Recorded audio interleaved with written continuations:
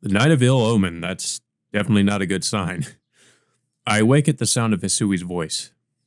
After what happened, after coming back to the mansion, I must have holed myself up in my room and passed out. I breathe a sigh at the headache that reverberates from my eyes to my brain. Ugh. Well, at least it's not like the Far Side route where Shiki has locked himself up in his room and just won't come out for days. And then eventually ends up trying to rape Hisui, which I'm wondering if they're going to change that for the for the other side of Red Garden. Not that it bothers me much. It's a familiar feeling. I reach over to the nightstand and put on my glasses. Shiki-sama, are you not feeling well? No, it's nothing really. Good morning, Hisui. I reply and get out of bed. I'm a little surprised at myself. Even though I don't want to talk about anything, my body attempts to carry on with the usual routine. Breakfast, right? I got it. I'll be there soon. Understood. In that case, I shall wait for you downstairs. Hisui leaves the room, looking like she had something else to say. I check my phone. No mail. Today is Monday. It's hard to believe, but it seems that after I came back Saturday night, I slept straight through all of Sunday. I guess the fatigue that had been building these past few days finally caught up with me. Well, I guess Akiha didn't really get the chance to chew you out. But don't worry, she's been saving all that energy for when you woke up again. I change into my school uniform and head to the dining room. Although it could be that Akiha just feels more concern than anger. Maybe she's just, more concerned about Shiki than she is angry at him, because that did tend to happen sometimes in the original game. Every time you thought she'd just be more pissed, she ends up being just more concerned for Shiki. Which, of course, is somewhat of a trait of a tsundere, so.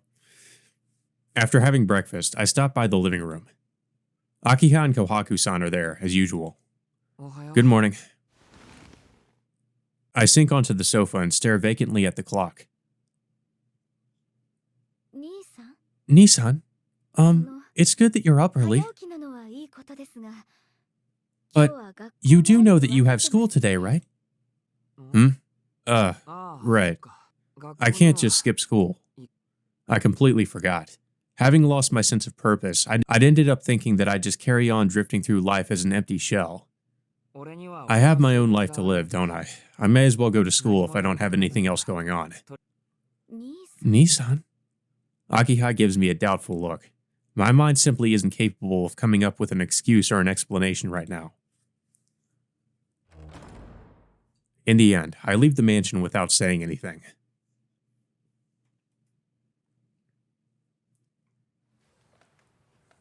The hours slip by without incident. I aimlessly take in the lesson of whatever class this is. I hear the sound of chalk scraping away. I unconsciously jot down the formulas being hastily scrawled across the blackboard.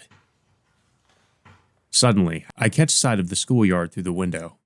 I feel like I've done this before. There's no one there, as you'd expect. Yeah, it's not going to be like last time. What on earth am I doing? Why am I just sitting here, obediently attending classes? I can't believe I've gone back to my normal school life instead of searching for her.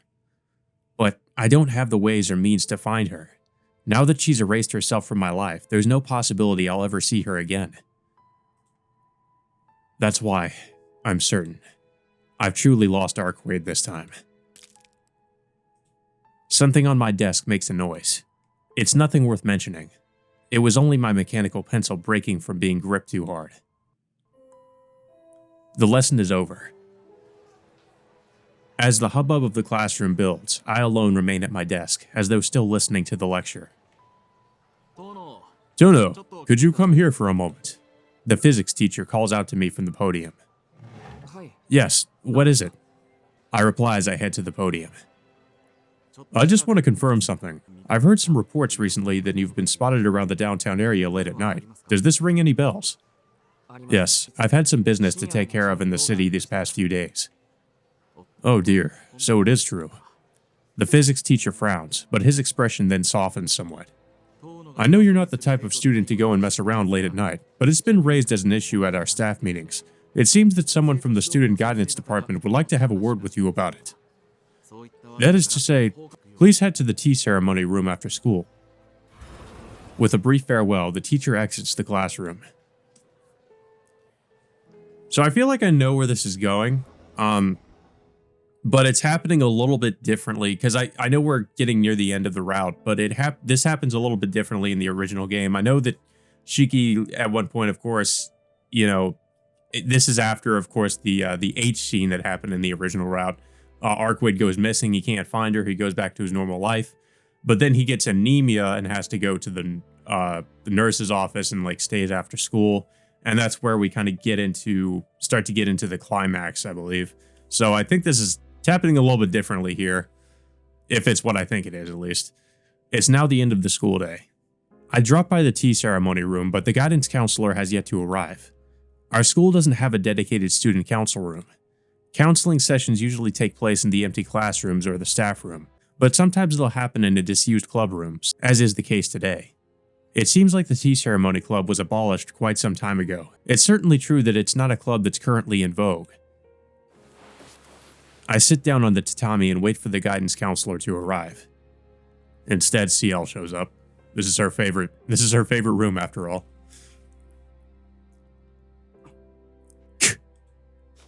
I bite my lip in frustration. I'm fully aware that I don't have time to be doing this. Even so, there's nothing else I can do. With club activities on hold and the end of the school day pushed forward, the school building is becoming quieter by the minute. I'm about to go mad. I'm surprised he hasn't gone mad already. Why am I here? Why am I doing this? I can't help but get angry at my own helplessness. But since there's no way to fix it, in the end, I have no choice but to do as I'm told, like the husk that I am. What the hell am I doing? There's no answer.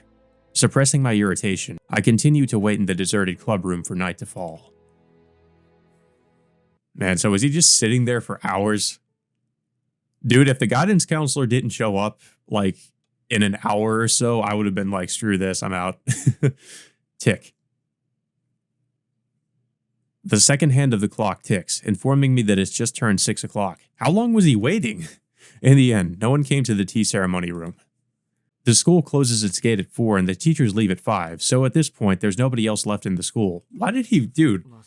You waited like an hour past the time the school closes up. Like, what the hell? I wonder if I've been forgotten. Yeah, it seems that way. Especially if everybody just left and didn't even decide, didn't even check to see if you were still here. In a way, I feel like this worked out well for me. It gave me a reason not to return to the mansion. It's not that I don't want to go back there. I simply can't just yet. I unfold my legs and stand up. This tea ceremony room isn't bad. My mind feels a bit clearer now that I've had the chance to reflect on things by myself like this. I've had plenty of time to think about what I should do and about what's important to me. Right now, I should search for Arcueid even if it's futile, return to the mansion, look for Roa by myself. I don't feel like we should return to the mansion or look for Roa by ourselves. What we should do at least is, okay, I'm going to go with number 1. I think that's the proper choice. Like, it makes the most sense. Why would we look for Roa by ourselves, and why would we return to the mansion if we really don't feel like we should go back yet? I'm going to find Arcueid. And looking for Roa by ourselves would just end up getting us killed. Even if the odds are stacked against me, I just can't get her out of my head. I won't stop searching until I find her. I can't just leave her alone. And I'm definitely not going to stand back and let her settle things by herself. Well, especially in the condition she's in. Right. I've made my decision. Now that I have, I can't waste any more time. I need to start searching the city for her at once, even if it means grasping at straws. I walk down the deserted hallway. The fiery glow of the setting sun has dyed everything a deep red. Yeah, that hallway looks creepy. The sun sets quickly in autumn. The world will change in just a few minutes. Night is right around the corner. The sky above is already dark. The boundary between red and black. I exist within the nebulous moment in time that's neither day nor night. Looking up at the sky from the hallway, I notice something. The moon is already out. Its face is a perfect, pureless circle. I forget myself for a moment and simply gaze up at it. A silver moon. As beautiful as a glass bas relief. a pure white visage, so vivid it feels like it could spill from the sky at any moment. I feel like I saw a moon like this back when I was a child. At the time I fell into a coma. Uh-oh, don't remember that. Badump. I feel a sudden pain from the scar on my chest. Badump. My heart is beating like crazy. I can feel my blood coursing through my body, and my breathing is growing ragged. Badump. I place a hand on my chest. It comes away sticky. My uniform is stained a deep red. Oh, okay, now it's happening. My scar is open and bleeding. Yeah, if you guys might remember this from the original game. Every time this happened. Badump. I'm gasping for air. The chills running down my spine are as cold as ice. I'm shivering so intensely it's as though my spine is trying to rip its way through my skin and escape. It's agony. Badump. Badump. But step. Mixed in with my heartbeat is another, sharper sound. Someone is coming. The figure emerging from the depths of the hallway casts a long shadow across the floor. Their footsteps echo coldly as they advance. Something's wrong here. I don't sense the same tempestuous fury that I felt from Vlav. The latent fear sending tremors through my entire body isn't coming from outside, but from within. A flash of pain shoots through my skull. This pain, this sense of impending danger, they feel rooted within my own identity. I, Tonoshiki, have a feeling that I absolutely must not meet that person. I come to a halt. It's already too late to run. It'll be over if I turn around. Still breathing heavily, I take off my glasses. I unsheath the knife hidden in my pocket. The figure approaches. A tall man. The lines squirming around his body are surprisingly sparse and hard to make out. Yet at the same time, there is a point at his core, pulsating ominously. It beats rhythmically like a heart, as if proclaiming his life in undeath. I stop breathing. My mind is a mess of unanswered questions. I don't know this person. I don't, and yet I can't help but feel like he reminds me of someone. Step, step. The man approaches. Just a little closer, and I'll be able to get a good look at his face. Who does he remind me of? Who does he remind me of? Who does he remind me of? Who is it that I've forgotten? The man stops, as if to greet me. He's still a ways away. I can't make out his face, backlit as it is by the red light of the setting sun. But I can see his eyes. They glitter radiantly, like those of a serpent eyeing its prey. Well, he is named Roa the Serpent. The way I see it, a man's life is like a book without a title. A resonant voice. Despite sounding so gentle, it sends a shiver down my spine. I don't think I've ever heard something so viscerally repulsive before. It makes me want to vomit. Books are small enough to grasp in one hand. Their pages so brittle that they crumble with the passage of time. Soaked by water, scorched by fire, discarded by one's own hand. Records of the past are mere illusions, perpetually being tampered with. Nevertheless, I ready my knife. I stoop down, gauging the distance between us. My instincts tell me I have no time to think, no room for hesitation. However, my sense of reason is too stubborn. It prevents me from committing to the urge to kill him, even if only for the span of a single breath. Even you amount to nothing more than a poorly written text. Life is such an enigma. Wouldn't you agree, Tonoshiki?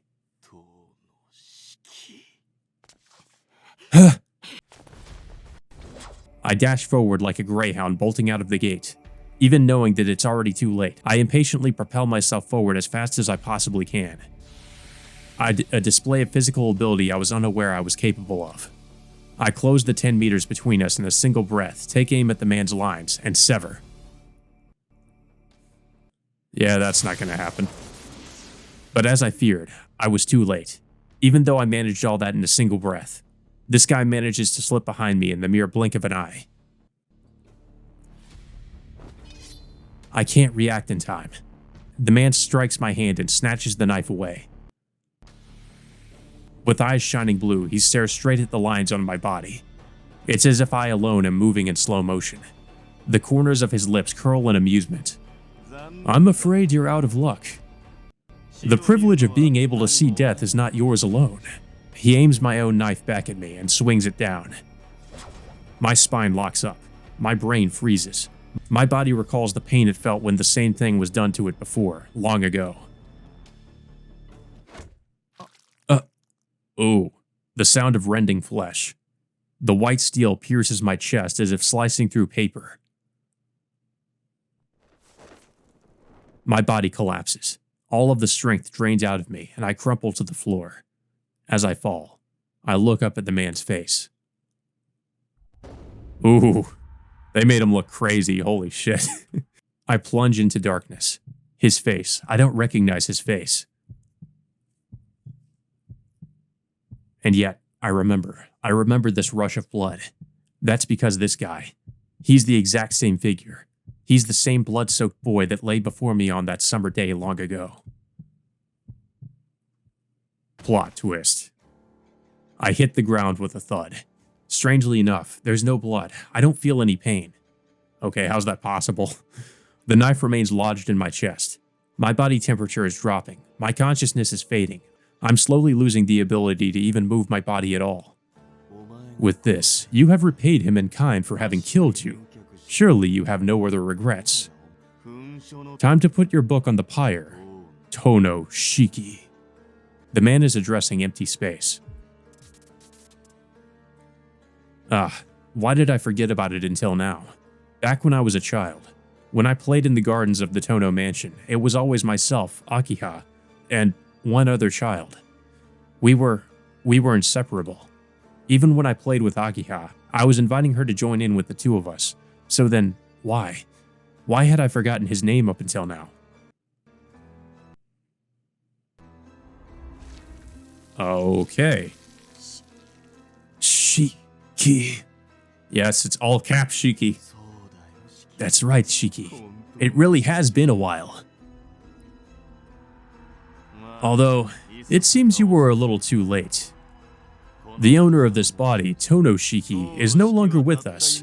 After all, his revenge against you is now complete. The man speaks, though our names may sound the same, their spellings differ. Oh, I guess that's why it's all caps. Maybe the kanji is different if we're thinking about the Japanese, the original Japanese text. Tono Shiki. Shiki, Shiki, Akiha, Shiki, Shiki, Akiha, Shiki. I remember the word scratched into the gazebo. You're... That's right. I'm the one you're looking for. The vampire that resurrected into this body. Adversary of the princess. That, too, is a moniker reserved only for tonight. An unpleasant laugh, and the same unsettling feeling I experienced looking at Vlav. As my consciousness fades, I finally make the connection. This guy is Arcueid's enemy. Well, I mean, he literally just kind of said that, didn't he? Now then, I think I'll take that knife back. You won't be needing it where you're headed. Roa reaches out for the knife stuck in my chest. He grasps it by the handle. It's clear that I'll die the instant he pulls it out. There's nothing I can do. My body won't move at all. I can't even blink. Well, seems like we're dead. Maybe. Maybe not. He's gone. Suddenly, Roa vanishes from my field of view. In the same instant, a figure dressed in nun's clothing enters it. Oh, I thought the church members were gone. I guess not. The one who smashed the third-floor window and came tumbling inside is... Okay, well, I guess she's still here. Deck him! Numeromancy-based lightning. I see. It appears that you've completely taken over, Roa. Senpai? Senpai, that's right. This person is Ciel Senpai. I thought she'd already left, but here she is facing off against that vampire to protect me. Their abilities seem to be on par with each other. However, there's a caveat. The sun hasn't completely set yet. And then, Roa suddenly bursts out laughing, as if he's just realized something.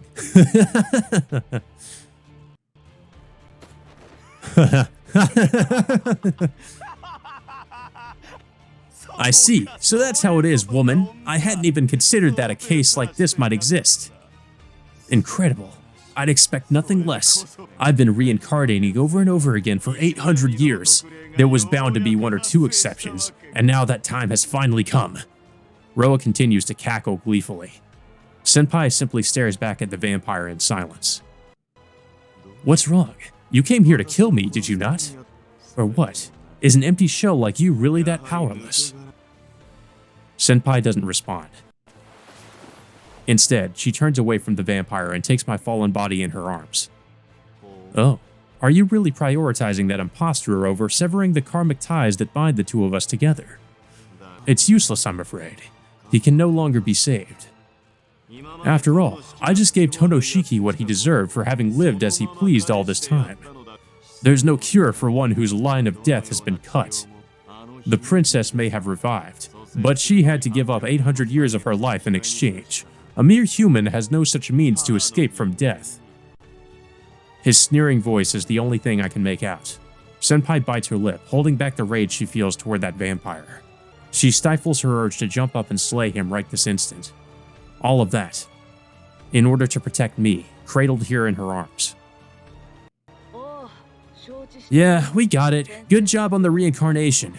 Been fucking waiting for this. We finally meet Valdemjong. I like what they did with Mario. They kind of just made him this foul-mouthed kid, which I guess he really kind of is based on the machine translation. I hear a child's voice emanating from Senpai's chest. Is that Mario's voice coming out of a speaker? Who might you be? You seem to be acting awfully friendly with me. I'm the acting presbyter sent to the city. Name's Mario Gallo Bastino. Surely you know what that entails, you snake fuck. Bastino? You're an illegitimate child of Laurentis, aren't you? I see. I'm shocked to hear he's still alive. It appears things have taken a somewhat amusing turn over there. Yeah, thanks to you, the old man's losing his mind even as we speak. So, how's it going? You completely Valdemjong now? Reincarnation complete, right? If not, then please, no need to hold back. I can only call off the church for about 7 days, so hurry up and wake up, will ya? Choose your words carefully, acting presbyter.